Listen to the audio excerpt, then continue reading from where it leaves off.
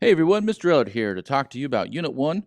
Our lesson is going to be out of Module 2, Lesson 3, and it's covering elements and compounds. So by the end of this lesson, you should be able to describe an element and a compound, and also be able to describe how elements combine to form compounds. Okay, so let's get it cracking. An element is a pure substance that cannot be separated into a simpler substance. So what that means is that if you break apart an element, you simply get protons, neutrons, and electrons. And so all elements will break down into protons, neutrons, and electrons. So an element is at that point where if you break it down any further, it loses its chemical properties, its physical and chemical properties. Okay, so it's a pure substance that cannot be separated into a simpler substance. And also maintain those chemical and physical properties. Okay. There are about 90 elements that occur naturally on Earth. You'll see more than 90 on a periodic table, but there are several that elements that scientists have developed and things like that. So that's why you do have more. Then if you look on a periodic table, you'll see these tiles, and each element has its own unique chemical name, its own symbol, and you see these tiles down here. This is a pretty common layout for the tiles where we have the symbol, we have the name, we have the atomic number and the mass number, or the average atomic mass, excuse me. And we're going to learn about all that throughout the trimester. Okay. And so let's take a closer look at the periodic table. So this is what a periodic table looks like, and it's organized so that the elements are in this kind of grid pattern. Okay, and so they're organized in rows that are called periods. Okay, and then they also have vertical columns that we call groups or families. And we find that elements that are in groups, elements that are in groups tend to have similar chemical and physical properties. Maybe not exactly the same, but very similar. Like they'll react with the same things and in very similar ways and things like that. Okay, so that's why we group them together into families. And then it's called a periodic table because the trends will repeat periodically. Okay, so as you go across the periodic table and then you drop down to the next row, the trends that you saw in the first row or the first period will repeat again in the trends in the second period. Okay, and then repeat again and again. And so it's very repetitive. And so the trends reappear periodically. And that's why we call it a periodic table. All right, so what is a compound?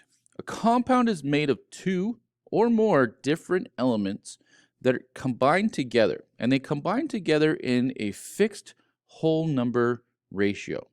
Okay, so here we have table salt right here, the green and blue. And table salt is just sodium chloride, which is sodium, so Na, and Cl bonded together. And they're bonded together according to this formula in a 1-to-1 ratio. So there's 1 sodium for every 1 chlorine. So the blue ones are sodiums, and the green ones are chlorines. And there's 1 blue atom, okay, so 1 blue sodium for every 1 green chlorine. And there's a 1-to-1 ratio. Okay, so that's a whole number ratio. You won't find like half a chlorine. Okay, same thing with water. Let's look at water. So here's our oxygen, here's our 2 hydrogens. So water is H2O. It's in a 2-to-1 ratio, so 2 hydrogens for every 1 oxygen. And again, you won't find a half of an oxygen. You have to have a whole oxygen, or you won't find like 1.5 hydrogens. It has to be either 1, 2, 3, 4, things like that. Okay, they're always a whole number. Hydrogen peroxide. If we add an oxygen to water, we get hydrogen peroxide. And now it's at a 2-to-2 ratio. So again, it's still a whole number ratio, and that's important to remember. Okay, most of the matter in the universe exists as compounds.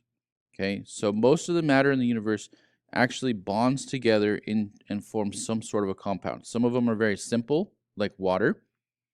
And then others are very complicated, like proteins and DNA, things like that. Okay.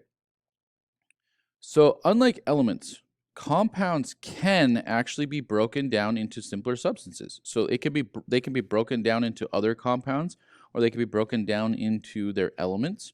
Okay, so here we have water. Um, and if we wanted to separate water, we have to supply energy. So oftentimes we'll require external energy to separate the water molecules or the water compounds here and form their elements. So this would be hydrogen and this would be oxygen. And later in the year, we'll talk about why these are always paired up. Okay, it's kind of a unique feature of hydrogen and oxygen. But we're going to take water and we're going to split it apart and make hydrogen and oxygen. Okay, and in order to do that, we do this process that we call electrolysis. Electrolysis, basically we take a power supply and we hook it up to this special apparatus here. Okay, and we electrocute the water and it will separate out into hydrogen and oxygen. Okay, and notice that there's twice as much hydrogen gas as there is oxygen gas, and that's because there's a 2-to-1 ratio. So 2 hydrogens for every 1 oxygen. Interesting, huh? All right.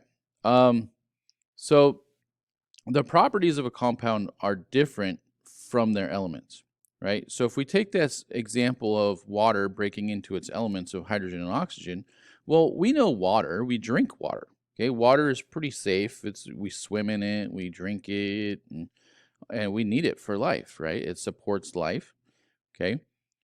But then if we split it apart, it forms hydrogen and oxygen, which goes boom. Okay, so it's very explosive and flammable, right? And so they have these unique, different chemical and physical properties between them. Okay, so just keep that in mind. All right, so back to our focus questions. Can you describe what an element is or what a compound is? And can you also describe how elements will combine to form those compounds? Alrighty, thank you for listening, and we'll see you guys next time.